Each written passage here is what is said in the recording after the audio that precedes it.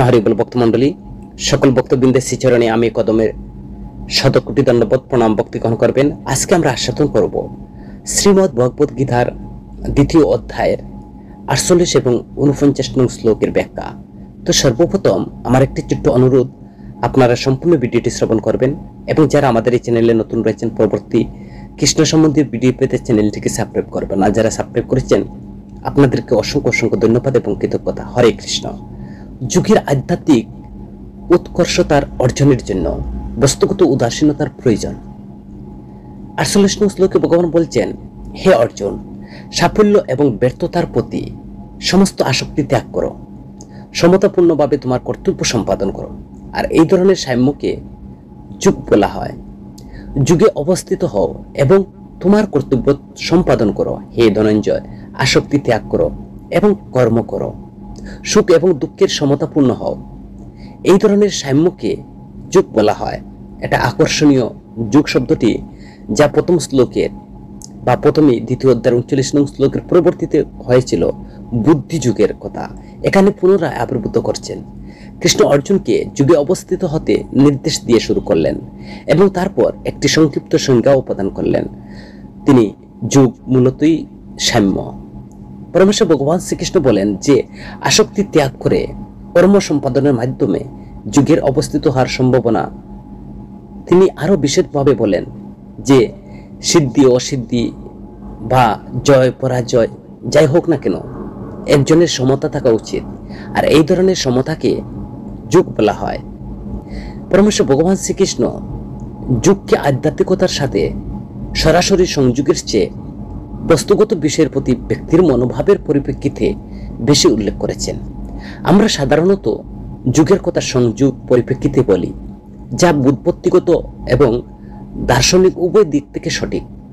যুগের অর্থ মূলত আধ্যাত্মিকতার বা আধ্যাত্মিকের সাথে সংযোগ স্থাপন করা, চূড়ান্ত আধ্যাত্মিক বাস্তবতার সাথে একত্রিত হওয়া এবং এই সংযোগকে সহজতর করে তোলে এমন প্রক্রিয়াও বোঝায়।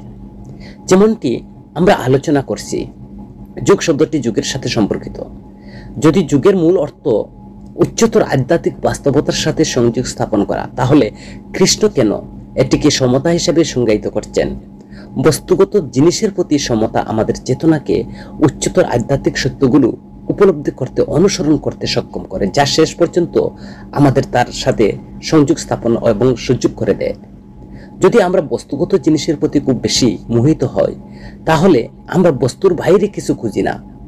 আমরা মনে করি যদি আমি এটি পাই আমি খুশি হব। সন্তুষ্ট হওয়ার জন্য আমরা কেবল একটি জিনিসের প্রয়োজন, ও যদি আমি এটি হারিয়ে ফেলি তবে এটি একটি ট্র্যাজেডি হবে, আমি এটি হারাতে পারবো না। তো এইভাবে আমরা বস্তুগত উদ্বেগের মধ্যে জড়িয়ে পড়ি। হয় আশা করি যে সম্পদ আমার সুখ আনবে, আর ভয় পাই যে সেগুলো যদি হারানো হয় মহাদুর্ভোগ আসবে। ফলস্বরূপ আমাদের যে চেতনা বস্তুকে আটকা পড়ে যায়, যা আমাদের আধ্যাত্মিকতার উপলব্ধি করতে বাধা দেয়। অনুসরণ তো দূরের কথা, উপলব্ধি করার অর্থ দেখা এবং অনুসরণ করার অর্থ অনুসন্ধান করা। এই কারণে সঠিকভাবে যোগাভ্যাম করার জন্য একটি নির্দিষ্ট স্তরে বস্তুগত সমতার প্রয়োজন। এর অর্থ বস্তুগত জিনিসের প্রতি অবহেলা বা দায়িত্ব জ্ঞানহীনতা নয়, বরং এর অর্থ হলো সেগুলো খুব বেশি গুরুত্ব সহকারে না নেওয়া। আমরা স্বীকার করি যে বস্তুগত স্তরে যা কিছু ঘটে তা অস্থায়ী এবং পরিণামে তাৎপর্যহীন। তো গুরুত্বপূর্ণ ঘটনাও ঘটতে পারে, কিন্তু সেগুলো কিছু সময়ের জন্য থাকতে বা তারপর চলে যাবে। আমাদের এগুলো দেখে অতিরিক্ত উত্তেজিত হওয়ার দরকার নেই। যেমন একটি খেলায় ডুবে থাকা শিশু এটিকে জীবনের সবচেয়ে গুরুত্বপূর্ণ বিষয় হিসাবে দেখে জয়ের পর আনন্দিত হয় এবং হেরে গেলে সে দুঃখিত হয়। তেমনি আধ্যাত্মিকভাবে অপরিণত ব্যক্তিরা বস্তুগত বিষয়ে আসক্তি বা অতিরিক্ত মগ্ন হয়ে পড়ে। যাই হোক, শিশু বড় হওয়ার সাথে সাথে তারা বুঝতে শুরু করে যে খেলাগুলো কেবল খেলা। এমনকি একজন প্রাপ্তবয়স্ক একটি শিশুর সাথে খেলতে পারে, কিন্তু তারা সচেতনভাবে তা করে যে এটি খুবই বেশি গুরুত্ব সহকারে নেওয়ার মতো কিছু নয়। একইভাবে আমরা আধ্যাত্মিকভাবে বেড়ে ওঠার সাথে সাথে আমরা বস্তুগত জিনিসগুলো দৃষ্টিকোণ থেকে দেখতে শুরু করি। আমরা তাদের ক্ষণস্থায়ী প্রকৃতির স্বীকার করি, বুঝতে পারি যে আমাদের প্রকৃত মনোযোগ চিরন্তন এবং আধ্যাত্মিক সত্যের উপর থাকা উচিত। আর এই সত্যগুলোর উপর কেন্দ্রীভূত থেকে আমরা আমাদের আধ্যাত্মিক জীবনের ক্রমাগত অগ্রগতি বিকাশ অব্যাহত রাখতে পারি। বস্তুগত জিনিসের প্রতি সমতা, লাভের জন্য খুব বেশি উত্তেজিত না হওয়া, ক্ষতির জন্য খুব বেশি উত্তেজিত না হওয়া, তো আমাদের চেতনাকে আধ্যাত্মিকতার উপলব্ধি করতে এবং অনুসরণ করতে সক্ষম করে। ফলস্বরূপ এটি যুগ অনুশীলন করতে সাহায্য করে। পরমেশ্বর ভগবান শ্রীকৃষ্ণ পরবর্তী 6ষ্ঠ অধ্যায় 17 নং শ্লোকে এই বিষয়টির উপর জোর দেবেন। তিনি বলবেন যে খাওয়া, বিনোদন ক্ষেত্রে নিয়ন্ত্রিত হওয়া, ব্যাখ্যা করবেন যে জীবনের এই ধরনের ভারসাম্য দুঃখ থেকে মুক্তির দিকে পরিচালিত করা, যুগ ভবতি দুঃখহা। যুগ অনুশীলনের মাধ্যমে কেউ আধ্যাত্মিক স্তরে উঠতে পারে, যেখানে দুঃখ থেকে প্রকৃত মুক্তি পাওয়া যায়।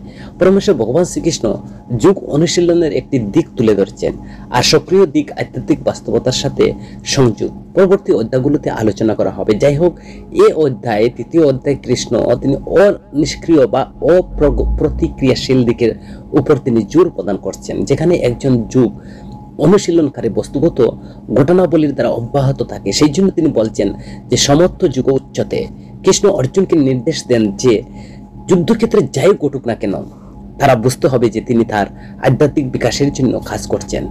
আর এই পথে চলতে থাকলে বাহ্যিক পরিস্থিতির দ্বারা প্রভাবিত না হয়ে তিনি জট এড়াতে পারবেন না বা পারবেন সত্যিকারের অর্থ যুগ অনুশীলন করতে পারবেন। কৃষ্ণ অর্জুনকে সমতা বজায় রাখার জন্য অনুরোধ করছেন। তার আত্মীয় স্বজন নিহত হোক বা নিজের নিহত হোক, সে জয়ী হোক বা পরাজয় হোক, সমতা বজায় রেখে অর্জুন তার কর্তব্য পালন করতে পারেন, যুগে এগিয়ে যেতে পারেন। 2য় অধ্যায়ের 49 নং শ্লোকের তাৎপর্য অনুযায়ী যে ভালো যখন সর্ব উত্তম শত্রু হয়ে ওঠে তখন মন্দ হয়ে ওঠে, ভালো শত্রু হয়, মন্দ হয়ে ওঠে। হে ধনঞ্জয়, ভক্তিমূলক সেবার মাধ্যমে সমস্ত জঘন্য কার্যকলাপকে দূরে রাখো এবং সেই চেতনা ভগবানের কাছে আত্মসমর্পণ করো যা তাদের কর্মের ফল ভোগ করতে চায়। তারা কৃপণ। যে প্রায় আশীর্বাদ বোঝাতে ব্যবহৃত হয় যে বর শব্দটা, কিন্তু আবার বলতে এমন কিছু বোঝায় যা আশীর্বাদও দেয় না। তো বুদ্ধিযুগ, ধনঞ্জয় কৃষ্ণ বুদ্ধিযুগ শব্দটি পুনরাবৃত্তি করছেন, যা প্রথম শ্লোকে তিনি করছেন। এবার 10 নম্বর শ্লোক পরে বুদ্ধিযুগে কর্ম করো। হে ধনঞ্জয়, তুমি যারা সম্পদ সঞ্চয়কারী, যৌগিক সিদ্ধির আধ্যাত্মিক সম্পদ সঞ্চয় করো। যে আত্মসমর্পণের এই বিষয়টি আসলে খুবই উন্নত। মজার বিষয় হলো কৃষ্ণ এখানে নিজের কাছে আত্মসমর্পণের কথা বলছেন না, বরং তিনি বুদ্ধিমত্তার কাছে আত্মসমর্পণের কথা বলছেন। এই চেতনার অবস্থায় বুদ্ধিমত্তার সাথে আত্মসমর্পণের চেষ্টা করো। একটি প্রশ্ন তুলে এই শ্লোকে ঠিক কি বলা হচ্ছে, এই জন্য বোঝার জন্য আমাদের প্রথমে স্পষ্ট করতে হবে অবর্ণ কর্ম বলতে কি বোঝায়। অশুভ কর্ম কি খারাপ কর্ম, পাপ পুণ্য কার্য বলে মনে করা হবে? তবে এই শ্লোকে কৃষ্ণ ফলম হেতম, যারা কর্মের ফল খুঁজে তাদের কথা বলছেন। তিনি কৃপণতা হিসাবে বর্ণনা করছেন। স্পষ্টত অর্জুনকে একটি জিনিস এড়িয়ে অন্যটি আলিঙ্গন করার নির্দেশ দেয়। তার যা করা উচিত নয় তা শ্লোকের প্রথম এবং শেষ অংশে উল্লেখ করা হয়েছে। হে অর্জুন, অবর্ণম কর্মে লিপ্ত হও না। আর স্পষ্ট করেন যে যারা যে অবরম কর্ম করে তারা কৃপণ। তো কৃপণ যারা, তারা শ্রমের ফলের জন্য কাজ করে। সুতরাং ফলাফলের আকাঙ্ক্ষা নিয়ে কাজ করা কর্ম বা অশুভ কাজ। কৃষ্ণ সরাসরি পাপ পুণ্যের কার্যকলাপের কথা বলছেন না, বরং তিনি কর্মকাণ্ড এবং কর্মযুগের তুলনা করছেন। তিনি ব্যাখ্যা করছেন যে ফলের জন্য কাজ করা কর্মকাণ্ড অবাঞ্ছিত। কৃষ্ণদের দ্বারা সম্পাদিত আবরণ কর্ম অর্জুনকে এতে জড়িত না হওয়ার পরামর্শ দিয়েছেন। কৃষ্ণ অর্জুনকে কর্মযুগ অনুশীলন করার নির্দেশ দিয়েছেন, অথবা আরো বিস্তৃতভাবে বলতে গেলে যে কোনো রূপে যুগ তিনি আধ্যাত্মিক স্তরে বুদ্ধিমত্তার সাথে কাজ করার উপর জোর দিয়েছেন। বুদ্ধিযুগ মানে বুদ্ধিমত্তার সাথে যুগে লিপ্ত হওয়া, আধ্যাত্মিক নীতির সাথে সামঞ্জস্য রেখে কাজ করার জন্য নিজের বুদ্ধি ব্যবহার করা। প্রাথমিক স্তরে বুদ্ধি মানে বোঝা যে আমি দেহ নই, আমি আত্মা, এই অনুযায়ী কাজ করা। আরো উন্নত স্তরে বুদ্ধিযুগে বলতে বোঝায় যে আমি কৃষ্ণের একটি অংশ, তার প্রেমময় সেবায় নিযুক্ত হওয়া। এর অর্থ বুদ্ধিযুগ মূলত ভক্তিযুগ অনুশীলনকে বোঝায়। যাই হোক না কেন, এই শ্লোকের মূল বক্তব্য হলো কর্মকাণ্ড পরিহার করে যুগ অনুশীলন করা উচিত। কর্মকাণ্ড কেন অবরম কর্ম বলা হয়েছে, কারণ কর্মের বন্ধন আবদ্ধ করে জন্ম মৃত্যু চক্রে আটকে রাখে। এমনকি যদি আমরা ধর্ম অনুসরণে কাজ করি, যতক্ষণ আমরা বস্তুগত ভোগ কামনা করি, ততক্ষণ আমরা বস্তুগত জগতের সাথে আবদ্ধ থাকি। স্বর্গে নিজেদের উন্নতি করার চেষ্টা করার পরিবর্তে যেখানে বস্তুগত আনন্দ আরো বেশি হতে পারে, কিন্তু যেখানে আমরা এখনো বস্তুগত অস্তিত্বের মধ্যে থাকি, অবশেষে ফিরে আসি। একজনের সর্বোচ্চ লক্ষ্য চিরন্তন এবং তার দিকের লক্ষ্য রাখা উচিত। যুগের মাধ্যমে একটি অর্জন করা যায়, প্রায় ভালো সর্বোত্তম এর শত্রু হতে পারে, এবং কখনো কখনো এটি সর্বোত্তম সবচেয়ে খারাপ শত্রু হতে পারে। এক স্তরে কর্মকাণ্ড ভালো, কারণ অন্তত ব্যক্তির পাপপূর্ণ আচরণ করছে না, সে ধর্মের সীমানার মধ্যে কাজ করছে, নিজের জন্য কিছু স্তরে শুভতা তৈরি করছে। এর অর্থে কর্মকাণ্ড উপকরণ, কারণ একজনকে ধীরে ধীরে প্রগতিশীল পথে থাকতে সাহায্য করে। আর যে ব্যক্তি কর্মকাণ্ড অনুসরণ করে, সে ধর্মের কাঠামোর মধ্যে থাকে, ধীরে ধীরে আধ্যাত্মিক চক্রে অগ্রসর হয়। যাই হোক, এই যাত্রায় অনেক জীবন কাল লাগতে পারে। যেমন পরমেশ্বর ভগবান শ্রীকৃষ্ণ পরবর্তী ভগবদ গীতার 7ম অধ্যায়ের 19 নং শ্লোকে বলছেন, বহুনাম জন্মান্তে জ্ঞানবান প্রপদন্তে, অনেক জন্মের পরে তবে কৃষ্ণ অর্জুনকে দ্রুততার সাথে বেছে নেওয়ার জন্য তিনি একটি অনুরোধ করছেন। আর সরাসরি পথে গেলে কেউ এত দীর্ঘ শ্রমসাধ্য প্রক্রিয়ার মধ্যে দিয়ে যেতে হবে। কর্মযুগ অনুশীলনের মাধ্যমে কেউ কেবল উচ্চতর যুগ আরোহণ করে না, বরং তাকে সর্বোচ্চ গন্তব্যে পৌঁছায়। এই অস্থায়ী বস্তুগত জগতের বাইরে, যেখানে একজন ব্যক্তি আধ্যাত্মিক স্তরে চিরন্তর সুখ অনুভব করে, যুগ অনুশীলনের মাধ্যমে এই চূড়ান্ত অর্জন সম্ভব। এর মহিমা এতটা অপরিসীম যে তুলনামূলকভাবে যে কোনো অস্থায়ী, যত বস্তুগত উচ্চস্থায়ী হোক না কেন, একটি বিরাট ক্ষতি হয়ে দাঁড়ায়। একজন ভিক্ষুকের জন্য এমন একটি চাপাতি পাওয়া একটি ধন, কিন্তু যদি সে ভিক্ষুক আসলে একজন কোটিপতি হারিয়ে যাওয়ার সন্তান হয়, তাহলে ধনীর পিতার সাথে পূর্ণ মিলন অনেক বেশি। সে কেবল খারাপ পায় না, বরং নিরাপত্তা, প্রেম এবং সীমাহীন সম্পদও পায়। শাশ্বত দৃষ্টিকোণ থেকে যুগ যা আমাদের অনন্ত জীবনে ফিরিয়ে নিয়ে যায়, হারানো সন্তানের তার পিতার সাথে পূর্ণ মিলনের মতো। বিপরীতে কর্মকাণ্ড হলো একজন ভিক্ষুকের মতো, যিনি শুকনো টুকরো খাওয়ার থেকে ভালোভাবে রান্না করা সুস্বাদু খাবার উপভোগ করার দিকে উন্নত হয়। যদি এটি অবশ্যই একটি উন্নত, তবুও একটি কিভাবে ঘরে ফিরে যাওয়ার সাথে সাথে তুলনা করা যায়, যেখানে তার সাথে সমস্ত চাহিদা সর্বোত্তম খাওয়ার সহ সম্পূর্ণরূপে সরবরাহ করে। যদি শিশুটি আরো ভালো খাবার সন্তুষ্ট হয় এবং তার বাবার কাছে ফিরে যাওয়ার কথা বলে, তাহলে যা ভালো মনে করে হয়েছিল এবং তাও খারাপ হওয়ার যাওয়ার কারণ, এটি সর্বোত্তম থেকে বিরত থাকা। তো পরমেশ্বর ভগবান কৃষ্ণ অর্জুনকে কর্মকাণ্ডে আটকে না পড়া সতর্ক করেছেন। কর্মযুগ অনুশীলন করতে কর্মকাণ্ড মানুষকে বস্তুগত স্তরে আটকে রাখে, যেখানে কেবল যুগ তাকে বাইরে নিয়ে যেতে পারে। আর কৃষ্ণ ফল শব্দটি ব্যবহার করছেন বস্তুগত স্তরে ফলাফল বোঝান।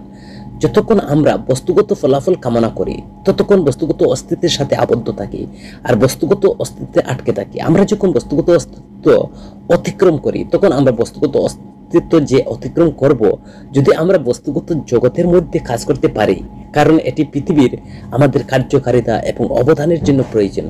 আমাদের হেতু বা আমাদের কর্মের উদ্দেশ্য ফল হওয়া উচিত নয়, পরিবর্তে আমাদের হেতু হওয়া উচিত ধর্ম, সেবা, শুদ্ধি। কৃষ্ণ বলছেন যে কেবল তাদের কর্মের ফলের জন্য কাজ করে তারা কৃপণ। একজন কৃপণ ব্যক্তির সম্পদের অধিকারী হতে পারে বা পারে না, কিন্তু এর পরিবর্তে আসক্তি তাকে উচ্চতর উদ্দেশ্যের সম্পর্কে অন্ধ করে দেয়। যারা বস্তুগত ফলাফলের সাথে যুক্ত, বস্তুগত জগতে আটকা পড়ে, এর বাইরে বৃহত্তর আধ্যাত্মিক সম্ভাবনা থাকে। দান বা ধর্মীয় কর্মকাণ্ডে অংশগ্রহণের মাধ্যমে পুণ্য অর্জনের সম্পদ ব্যবহার করা যেতে পারে। এর মূল্য বৃদ্ধির জন্য একটি বিনিয়োগ করা যেতে পারে। একজন কৃপণ ব্যক্তি কেবল কোনো অর্থবহ উদ্দেশ্য ব্যবহার না করে সম্পদ জমা করে রাখতে পারে।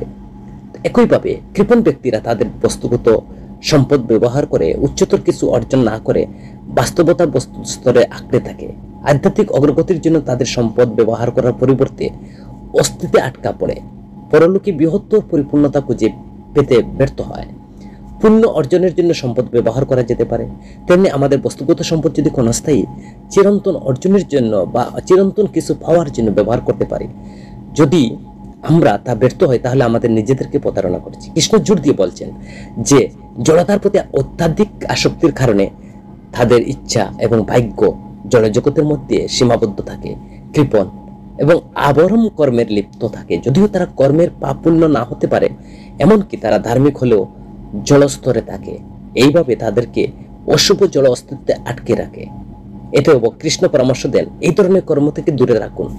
জল ফলাফলের অর্জনের উদ্দেশ্য কাজ করবেন না, জ্ঞানের সাথে কাজ করুন। বুদ্ধিযোগ, তুমি যে আত্মা তা স্বীকার করো। তোমার দৈহিক প্রকৃতির সাথে সামঞ্জস্য রেখে অবদানের মনোভাব নিয়ে কাজ করার মাধ্যমে তুমি তোমার আধ্যাত্মিক প্রকৃতি উপলব্ধি করতে পারো। বিচ্ছিন্ন নিবেদিত প্রাণ কর্মের মাধ্যমে তুমি তোমার চিরন্তন ফলাফল অর্জন করবেন।